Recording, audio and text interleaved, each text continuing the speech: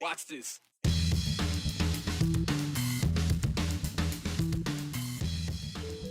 About a month into the legislative session, and Idaho lawmakers had a full slate of bills to consider to start the week, including wanting to protect kids from the internet.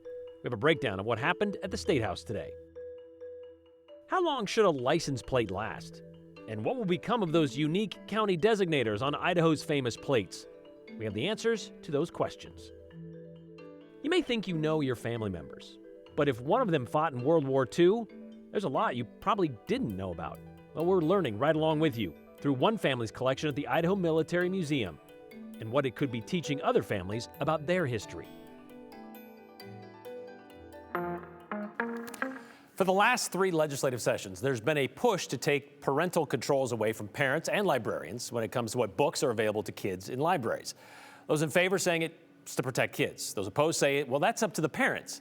Opponents of those bills have also been quick to point out minors can find much worse on their cell phones. Perhaps that's why, for the second session in a row, there's an attempt to legislate that as well. There's a bill to force cell phone manufacturers to automatically filter certain searches for their phones, which are sold to kids. Again, taking that choice away from parents. Okay, Joe, this is a big start to the week at the State House. We've seen other states start to take action on this monitoring smartphones for graphic content. So what is happening with Idaho's idea? Yeah, and I know that a lot of national news was made just south of us in Utah. Idaho's law does not go as far, so let me explain. Senate Bill 1253 would require the manufacturers of smartphones and tablets like Apple, Google, Android, they would be mandated by law to enable the existing filters on devices for Idaho's children. Bill sponsor Senator Kevin Cook says that the filters, they're already there on the phone, they're installed, but they default to being off. So this legislation simply asks manufacturers to turn them on at activation, only for children though. Senator Cook says this is very narrow. The filter is only for internet browsers or search engines on the device, not for social media or other apps. An industry group though, called the Cellular Telecommunications and Internet Association, they argued in testimony early today that the filter, it just simply isn't feasible for technical reasons. Idaho's parent groups though, they disagree. The bill would add significant complexity for businesses and would create additional confusion at the point of purchase. Mandating state-specific technical requirements on devices sold nationally is problematic because operating systems and other functionalities are not designed on a state-by-state basis. This legislation is designed to be parent-friendly, even for those who lack technological savvy. It acknowledges that not everyone has the capacity or the time to navigate complex phone settings and offers a simple solution to protect our Idaho kids. So, Brian, the legislation also says that the manufacturers, they could face penalties if minors do end up accessing inappropriate content on the devices that they don't have the required filters on for. So a question for lawmakers is, how far should the government go to police content for minors, or should this just be on the parents? Yeah, the people that oppose this, for example, the Idaho Freedom Foundation, when this bill came up last year, they called it anti-family, dangerous to privacy, and saying it's luring parents into kind of a false sense of security when it comes to things. Do we hear any of that or addressed in this? Yeah, and the question, actually, the sponsor, Senator Cook, brought it up himself, saying this is a very narrow piece of legislation. Is this even going to accomplish anything? And he said the meetings that he had with stakeholder groups was essentially that, look, any barriers that you could put up, any kind of higher tier thing to make it an effort for somebody to, access that on their phone, then that's worth doing it. So I think it was completely acknowledged that this isn't going to end all problems on cell phones for children, but it is a step in the right direction. There were some technical questions that the committee had, but it did advance to the Senate floor. So we'll definitely keep an eye on this. But it is also an election year, as you know. Sure. Primary coming up in May, general election in November, and ahead of that, 2 big pitches. First, Senator Scott Herndon wants to change Idaho law when it comes to reporting campaign donations. Under current law, aggregate or total contributions less than $50, they can be reported to the Secretary of State's office as unitemized, aka with really no name attached. And Senator Herndon feels that there should be transparency on all donations, no matter the amount. Secretary of State Phil McGrain also weighed in during the committee, again, the idea to remove the less than $50 exception.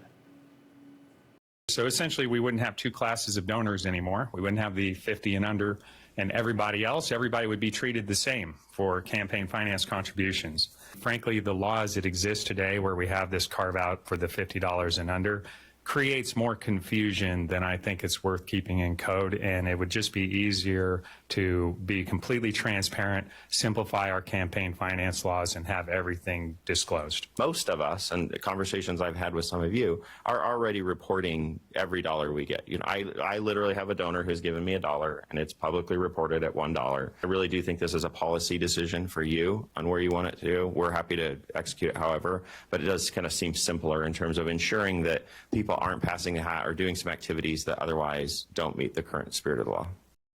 Okay, so speaking of elections, and Secretary of State Phil McGrain, a year ago we talked about the idea of an Idaho voter guide. Idaho is one of the only states that doesn't have an official voter guide sent to voters. Our neighboring states, they do. So in committee, Secretary of State Phil McGrain, he said he wants to bring back the voter guide or create the voter guide, and he points to the Boise State Public Policy Survey as to the reason why.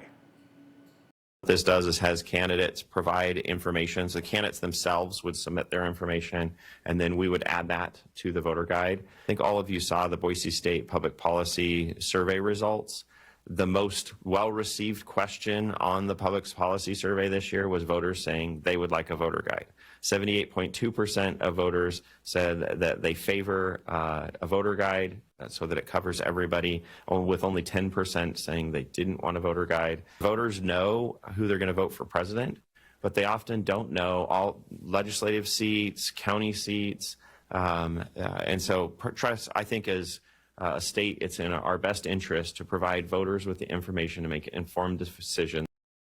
So if this were to pass, Brian, and become a law, Secretary of State McGrain basically said, you know, there wouldn't be enough turnaround time for a primary guide in May, but they would try to get one out in November. So this was a print hearing, so the legislation has been printed, so we'll start to see where it goes. I know there's a big question about, you know, if the candidate submits something, who would be fact-checking whatever they put in there? So that's a conversation to be had. Committee hearings, that's step 2 in the process. How about step 3 when it actually goes to the chambers? You know, Idaho Transportation Department, they had 3 bills being discussed on the House floor this morning. One has to do with commercial trucks, which are required to stop at ports of entry in Idaho. This bill would give ITD the ability to use modern technology to check out those trucks, be able to check them as they're moving instead of them having to stop. The other has to do with extending the driver's licenses for the drivers of those commercial trucks to 8 years instead of the current 4. They can renew them cheaper online, and it makes so ITD can use the Federal Drug and Alcohol Clearinghouse for those licenses to kind of look into that. The other has to do with the rest of us, the non-commercial drivers.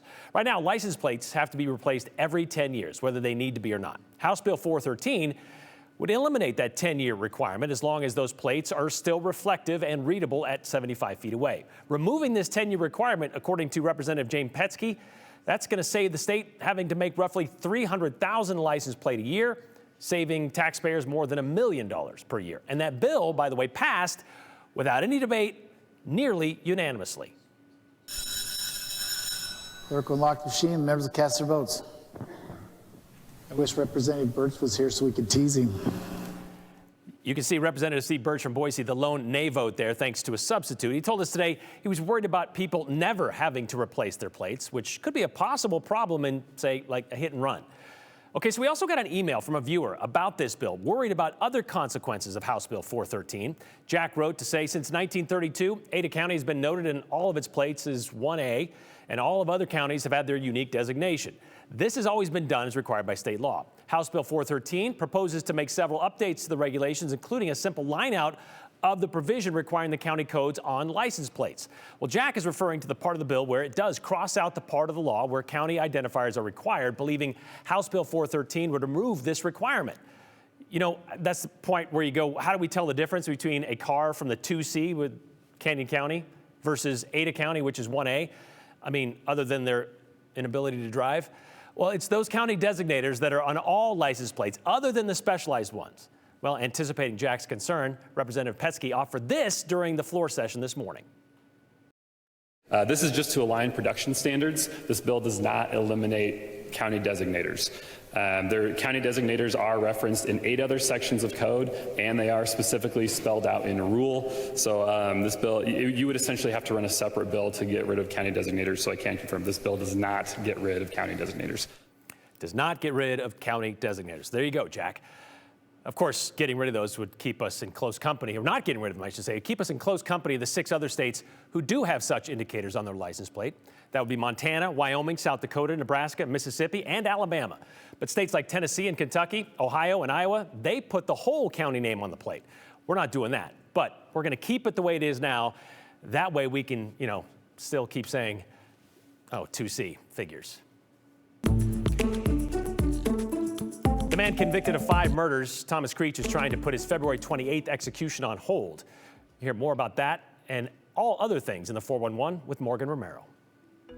Attorneys for Idaho's longest-serving death row inmate, Thomas Creech, were in court this morning. They're trying to delay his execution because he still has an ongoing appeal for his conviction, and they say the state can't execute him. Creech is challenging his death sentence because a judge, not a jury, sentenced him to death. But the Idaho Supreme Court decided to recess until Wednesday. Creech was sentenced to death for the murder of a fellow inmate in 1981 and has been convicted of 4 other murders. He's currently scheduled to be executed February 28th. A 13-year-old boy was arrested yesterday for pointing a BB gun at a woman at the Boise Town Square Mall. Boise police say they were called to the mall around 3 when a woman said a teenager pointed a gun at her. After looking at surveillance video, BPD went to the boy's house and found a BB gun that looked like a real gun. He's now in juvenile detention, charged with aggravated assault. Heads up, Valentine's Day is next week, so if you need to buy a gift or make some plans, you better get on it. But if you don't have a date, don't worry, because Barbarian Brewing in Garden City is hosting an early Galentine's pop-up market. This Thursday from 4 to 8, bring your friends for drinks, food, music, and local shopping. And that's the 411 on the 208. I'm Morgan Romero.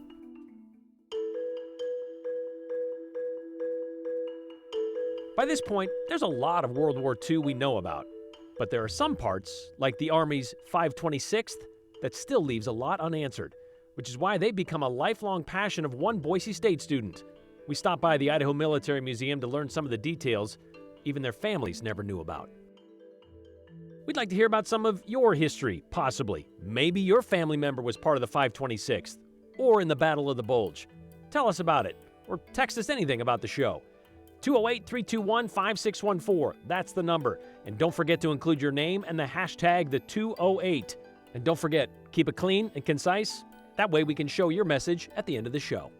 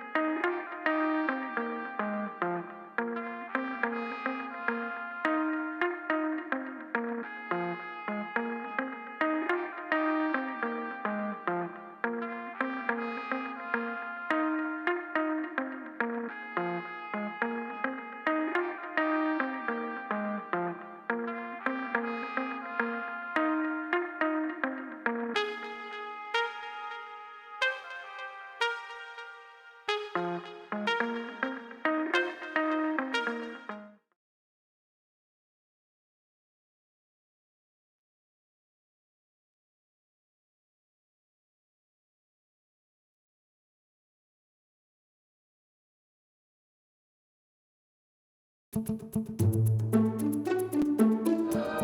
off the road. Give me your hand grenade!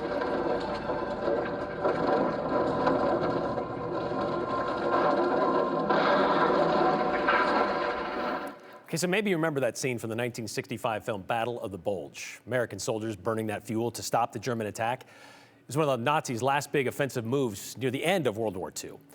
The movie, it's been pointed out, contains a lot of historical inaccuracies. But what really happened during that war, you guessed it, it has Idaho ties. Wouldn't you know it? You wouldn't know that from the movie, obviously. You wouldn't know it from the history books in school either, because there wasn't a lot of talk about this. People related to those soldiers wouldn't even know about it because they don't talk about it or haven't up until, well, now. Here's Andrew Bartline. Despite the welcoming curbside appeal, the Idaho Military Museum at its core, going back to the Civil War on up, can feel daunting. Yeah. A tight-packed collection of models, memorabilia, and Idaho's been a part of all of that. And uniforms. That's my grandpa's last name. W.D. Hurd. He fought in World War II. So, yeah, soldiers, we still write our names in our stuff. And Craig Wheeler followed his footsteps. But better to be out on display than in my bedroom. The piece is part of a new exhibit. And by a budding here, I'll show the historian. W.D. Hurd from Weezer. Kent Kaiser. Right there, Glenn Scott from Emmett.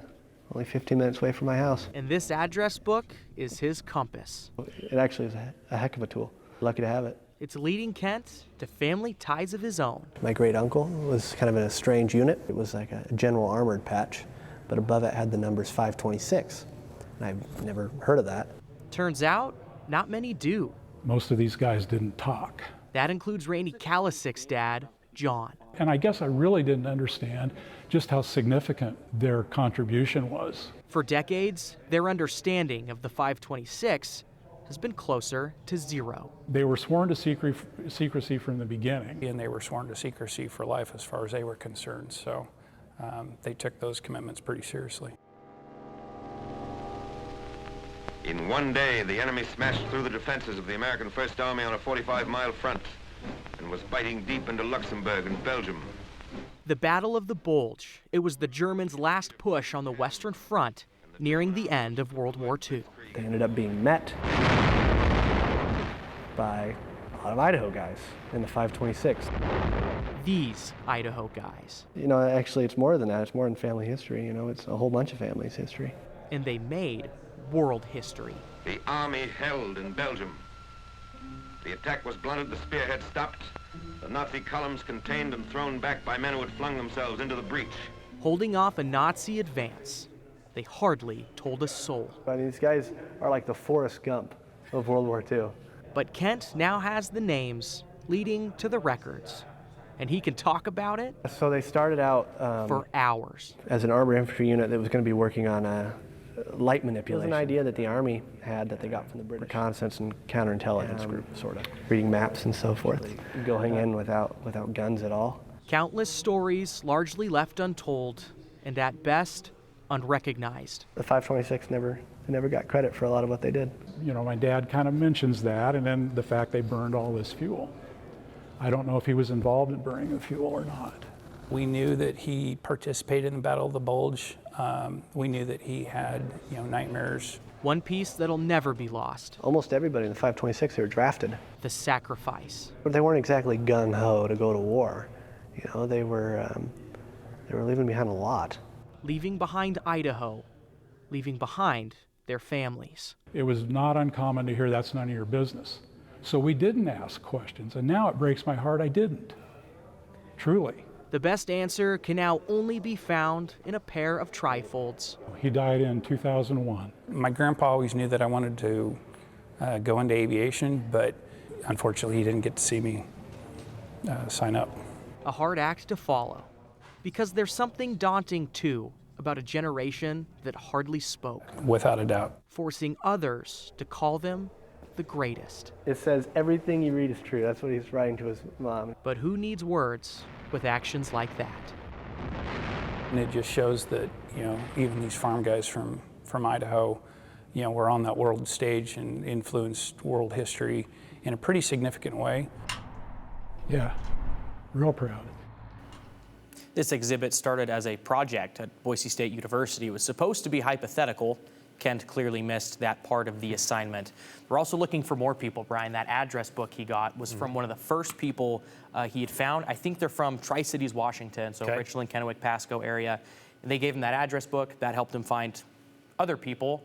They're looking for more because there's a lot more people there that he doesn't know about, or the names are misspelled in the old records, so they can't find them now. And this whole sworn to secrecy for life thing obviously adds a lot of intrigue to this. Yeah.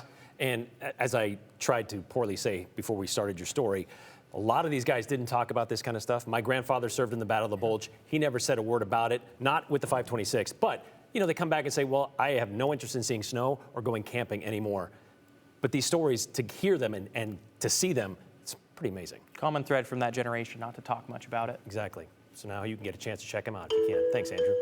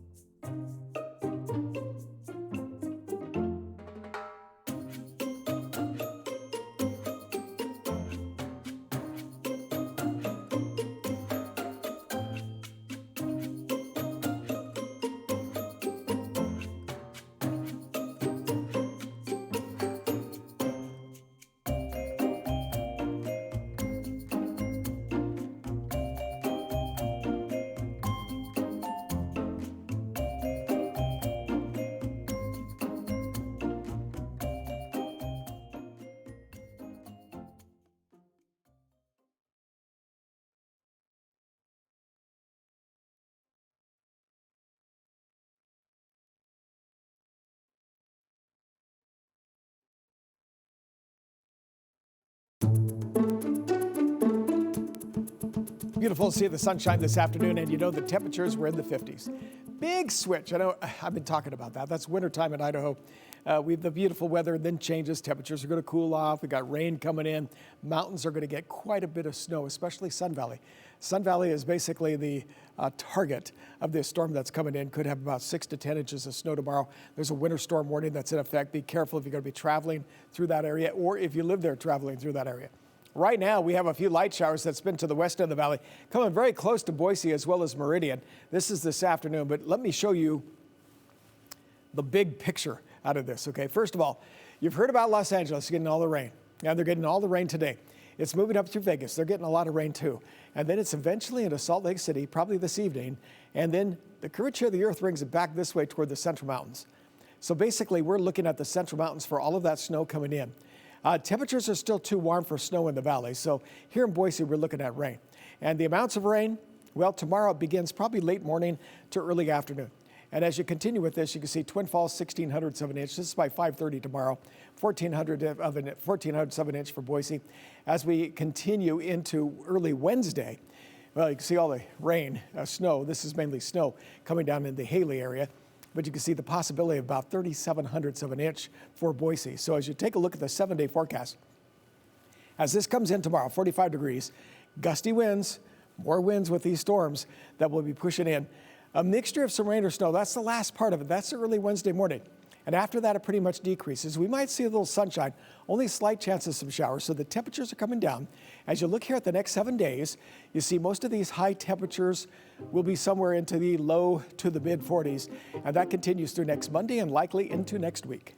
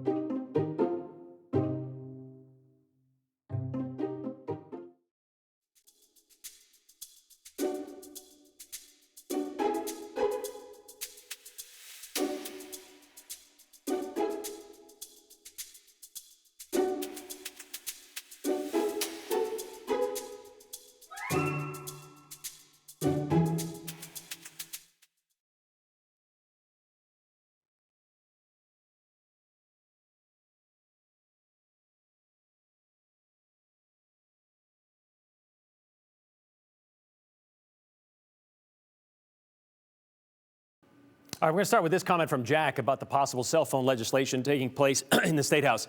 Here's an idea. Don't give your kid a smartphone if you're worried about internet content. They still sell flip phones, by the way, he says. And you know what? I love a good territorial fight, right? Nothing sparks one more than commenting about another part of the state compared to another part of the state. Brian, you're going to take some for your 2C driver's comments. That's Jackie, who's an Ada County driver. And yes, I did, but that's okay. I don't have 2C license plates, but I resent your snide remark. Why call out Canyon County? You are not funny. I don't know who that one was from. Apparently, the Idaho legislature is going to assume responsibility for raising our kids and parents. That's a different one. Let's go to this one here. Love the well-deserved shade being thrown at 2C drivers, says Brennan. So I'm not the only one that kind of notices this. I'd hoped you'd go there, says Jennifer, and you didn't fail me. I've known since I was a kid to watch out for those 2C plates. Needed that laugh. Thank you, Jennifer. Hey, Brian, loved your comments about the 2C license plates. About time someone said something about it, says Dale. I think we all kind of knew that, right? That's the whole point. Funny, we here in the 2C say the same thing about the 1A. Figures their turn signal is broke too. Several years ago, we were driving the freeway near LA. We were moving slow and wondered why. Motorhome from 2C. See you tomorrow.